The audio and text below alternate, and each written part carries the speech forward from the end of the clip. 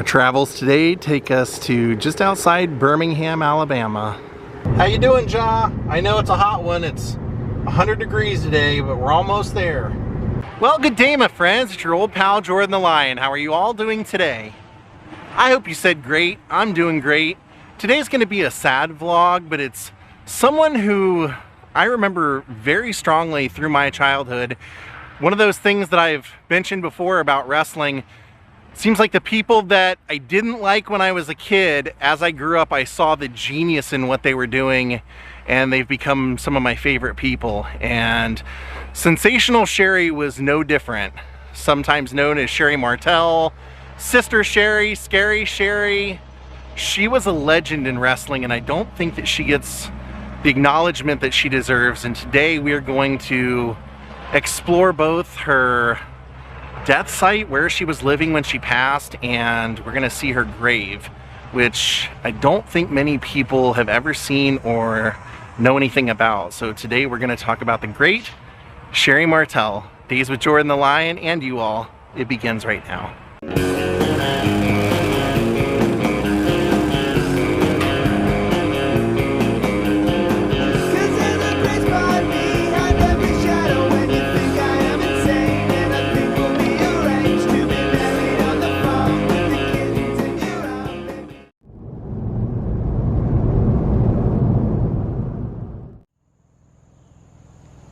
So this trailer that we're looking at is the last home of who we knew as Sensational Sherri, Sherri Martel. She actually passed away right here on this porch, sadly.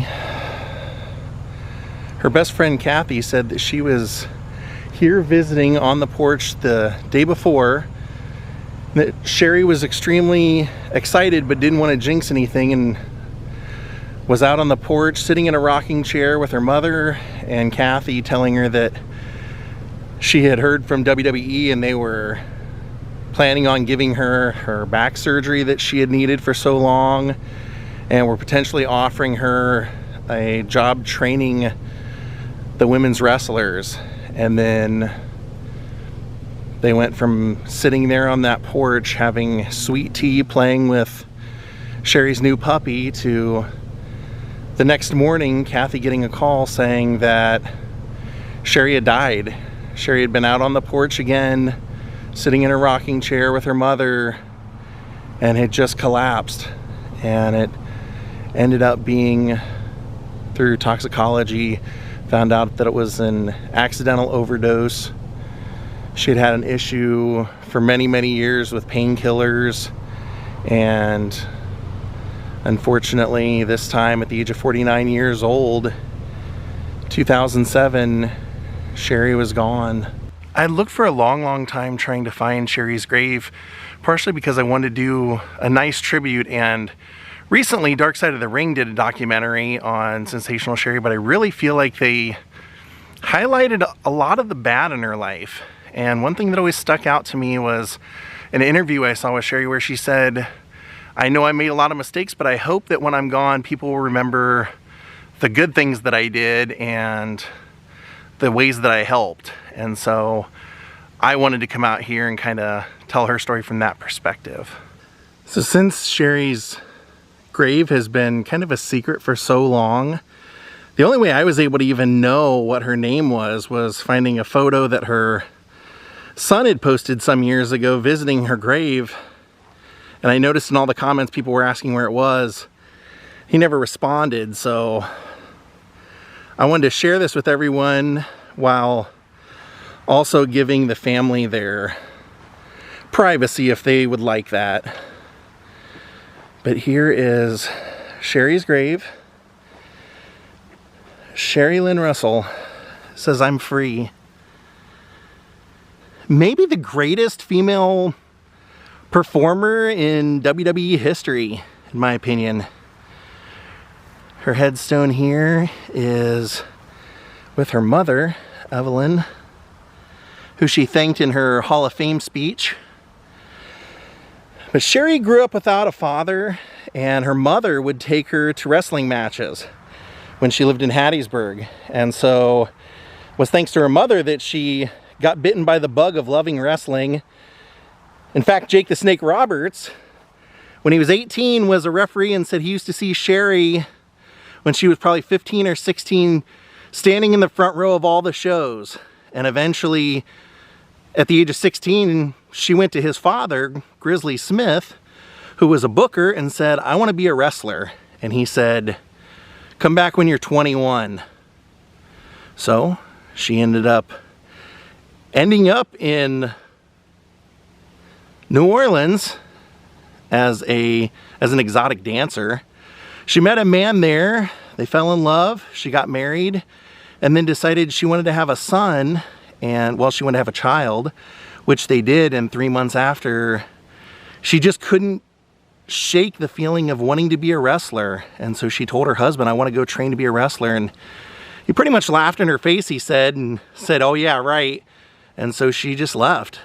She always loved her son, but just said that it was something that she had to do. She felt like being the greatest that she could be was just something that she couldn't get rid of. And so she ended up having quite a tumultuous path to get there. She moved to Memphis, was exotic dancing there, where she met some wrestlers, and one of them ran a wrestling school. And so she asked him if he would train her, and he got up, walked over, slapped her across the face, basically trying to get her to leave, scare her off. And she said, is that all you got? So he took her money and started training her, trained her for a year and a half, where she would eventually go off and find Grizzly Smith again, tell him that she had been training. And so he started training her for a few months and then sent her to train with the great Moolah in South Carolina, because Moolah was the booker for almost all the women wrestlers in the country, and she was also the champion. Now, Sherri's husband would say when he was married to her before she left that she did have a bit of a partying problem, and he had confronted her about that. And so when she went and started training with Moolah, she trained there for 6 months, and it was very intense. But again, after 6 months, Moolah asked her to leave because she felt that she was a little too rowdy. And so Sherri ended up going to Japan for a while, and then found herself back in Memphis wrestling for Mid-South. Now, what's interesting about her Mid-South time, her first manager was the great Jim Cornette, and she was Jim Cornette's first person that he ever managed. They had a lifelong friendship. She got started there. She was good in the ring, and she was good looking, and she could take a bump. You could throw her out of the ring and she could handle it, and was just overall, even though she was young, was a good performer, and was rising in the ranks with Mid-South until they put her in a battle royal with a bunch of men, and a 450-pound wrestler fell on her leg and broke her leg, which really made her mad, because when you're a wrestler, you don't get any kind of workman's comp or anything. It's just whatever you save. So Playboy Buddy Rose actually talked her into moving to New York, and he used her as one of his Rosebud valets, to where she wouldn't have to wrestle and she could just walk him to the ring.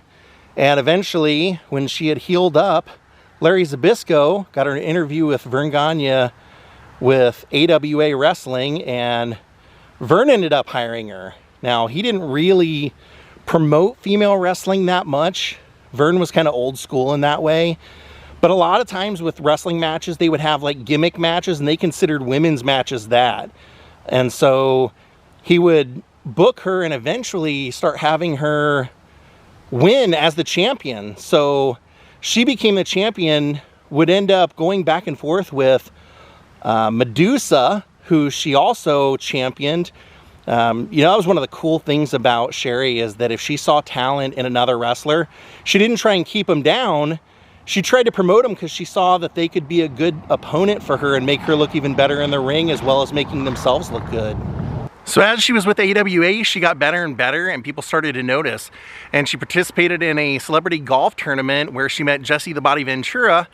And the first thing he said was, why aren't you wrestling for WWF? And she said, they've never called me. So he put in a good word with WWF, who apparently looked at her, but Vince McMahon was a little bit hesitant to hire her because she had such a reputation as being a partier.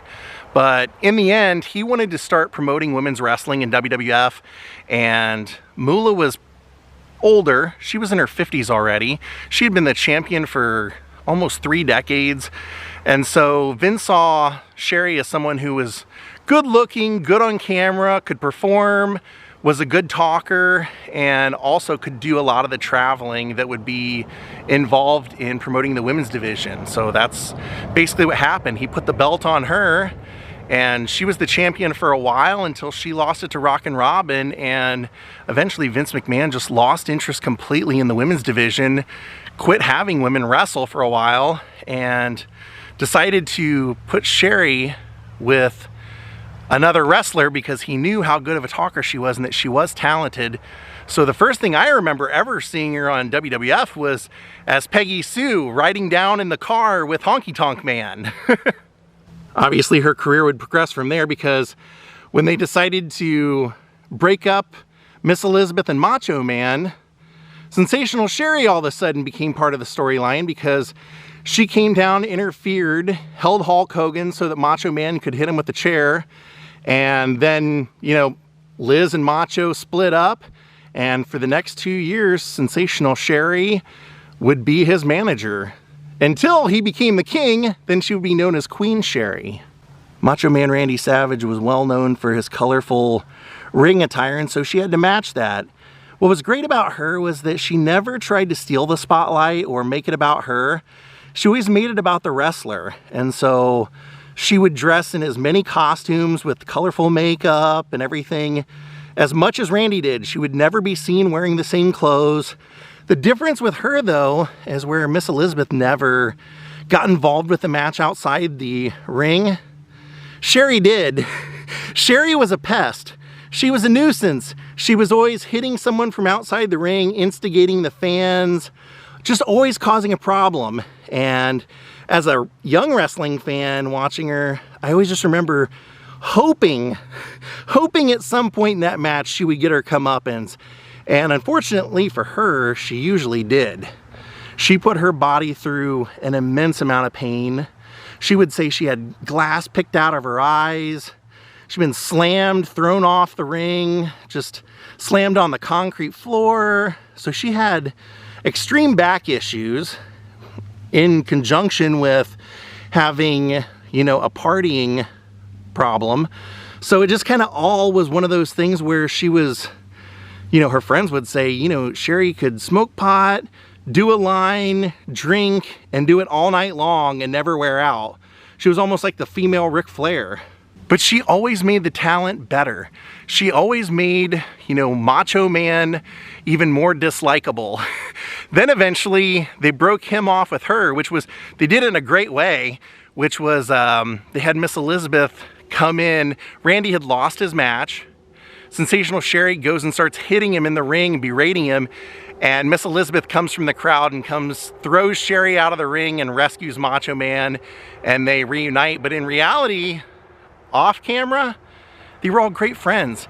Everybody that I've ever heard talk about Sherri loved Sherri. You won't find one wrestler, one person has anything negative to say about her. And in fact, after the 2 years that those two worked together, Macho and Sherri, Miss Elizabeth and Macho got her a really nice necklace as a thank you gift. So she proved herself in and out of the ring so often. I mean, when Macho was having that run with Dusty Rhodes and Sapphire was involved, Sherri was the one that taught Sapphire how to wrestle.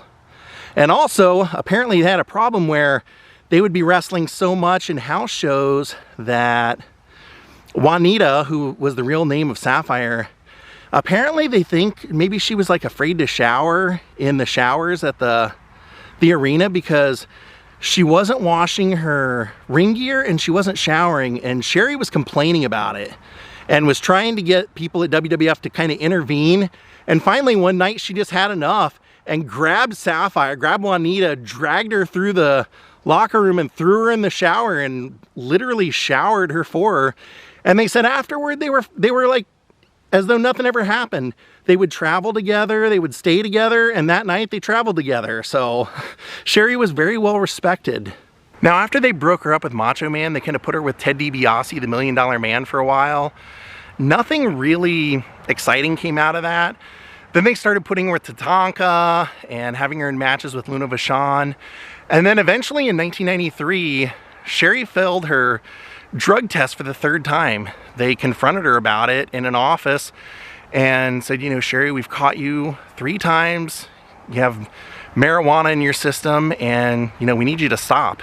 And she didn't want to stop, so they had to fire her. I mean, these were the days of, you know, you didn't get sent to wellness, you got fired. So she got fired, and she said, I couldn't blame anybody but myself. She said, I knew I messed up. But she also said, you know, I wanted this so bad that I wanted to be the best that I could be, so I was taking, you know, painkillers and things like that so I could perform in the ring. She said, I never realized that it was affecting my performance. Nobody was really telling me. I thought that I was looking good out there. And she said, now I watch back and I see that I was really a problem. Now, in those days, there wasn't a whole lot of options for work if you were fired from WWF or WWE. But she was friends with Jim Cornette, and Jim Cornette had a wrestling organization called Smoky Mountain. So she went over there and was a manager there and did a couple of matches against Jim Cornette, and then was managing like Shane Douglas and some people. And then WCW came calling and offered her a job, and she went there. And it probably paired her up with the worst person possible if you're trying to get someone to stop partying. But they had her, it looked like she, you know, she came out one night with Sting's makeup on, and it looked like she was going to choose Sting to be the guy that she managed, because she said she wanted to find a guy that would be the next champion. And she turns on Sting and ends up becoming Ric Flair's valet or manager, or whatever you want to call it. And she loved those days. Rick loved those days. He said that she was the only person that could really party with him, that party all night long. Said she was a blast. And he said when she was inducted into the Hall of Fame, he was like squirming in his chair sitting next to his wife, because he said, I didn't know what she was going to say. I didn't know if she was going to bring up anything about us, our life, or, you know, the time that we traveled. She did, in fact, bring up something, but it wasn't, you know, she just said, oh, Ric Flair, we could tell stories kind of thing, but never outed him. But she had a good run for about 4 years in WCW, and then her problems caught up to her. Right at the end of her run, 97, she ended up getting married for a 2nd time, and then Eric Bischoff just confronted her and said, you look horrible on camera. I don't know what drugs you're doing, I don't know what is going on, but you just look bad on camera, and he fired her. So basically from 97 until she passed, she would do one-off shows with, you know, kind of indie organizations and a little bit of everything to keep her name out there, fan fest. But every time you see a fan tell a story, everybody that met her, whether they met her at a hotel, a fan fest, after a show, backstage, everybody said she was the nicest person in the world, including her son. Her son, who barely got to see her. Sometimes he would get to come out and join her on the road. But he said even when he did, she wasn't sober. He said he didn't know if he had ever seen his mother sober, but he had a really interesting outlook on it. He said, I don't fault her, because that's what she needed to do. She knew that she had something special. And he said, I wish she could have done both, but she's a legend, and that's how legends are made, by sacrificing, and millions of people love her. So in the end, when she passed, like I said, she passed out at that trailer. And apparently, to her funeral, hardly anybody came. For someone who was so beloved, the guys from Harlem Heat came. In fact, I think Booker T was the one who gave her away at her 2nd wedding when she was with WCW. But Jake the Snake Roberts was there, Medusa was there, the guys from Harlem Heat, Stevie Ray, Booker T, and I think maybe Rockin' Robin, and then her friends and family. Really nobody from the wrestling world came. And like I said, I feel like when you look back at her body of work, all the bumps she took, how beautiful she was, how much she did on camera, like, you know, like watching Hulk Hogan haul back and like give her comeuppance. I remember as a kid just being like, wow, knowing that it was bad to hit a woman, but also going like, she deserves it. She's been asking for it. And that's what she was going for. So I often wonder, like, God, what an impact she would have today with what you can get away with today in wrestling, or just being a trainer for these girls, teaching them how to talk on the mic and things like that. I think she would have been absolutely amazing. So yeah, it always puzzled me as to why when you'd look up Sherri Martel, you could never find her grave. And even on Find a Grave, you couldn't find her anywhere on there. And so since the family seems to want to keep that private, I want to share her grave so we can all kind of pay our respects in our own way while seeing it, while also honoring maybe their wish. Because like I said, her son never says on his photo where it is or what the cemetery is, what state it's in, nothing. And then when they made the Dark Side of the Ring about her, they never came out here. They never showed where she died.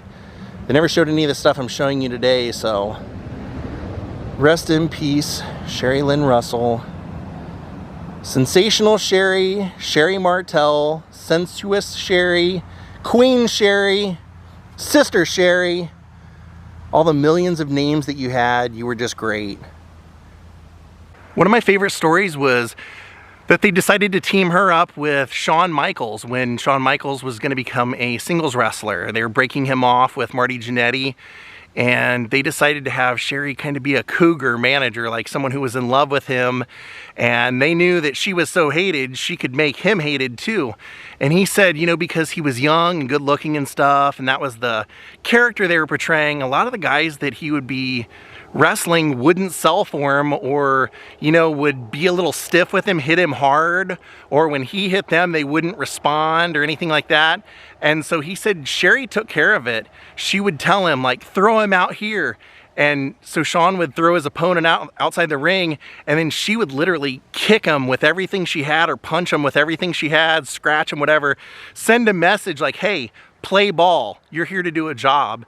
So I thought that was really commendable of her, that she even sang his theme song that Jimmy Hart wrote. So I just thought she was great. I don't know if her mother recently has passed, because it's kind of strange that they would put the flowers on top of her mother's grave and not Sherri's, but it doesn't say that her mother's passed. I don't believe anybody lives in the trailer anymore either. Those stairs looked uninhabitable, so I think that if her mother was living there, she probably has moved away from that place. But sad to see someone who was so loved by so many people, hearing that she passed away at the age of 49 years old in a rocking chair on her mother's front porch of her trailer. I guess there are worse places that you could pass away. I guess at least she was with family. God bless you, Sherri. Thank you everyone for watching. Have a great night, and goodbye.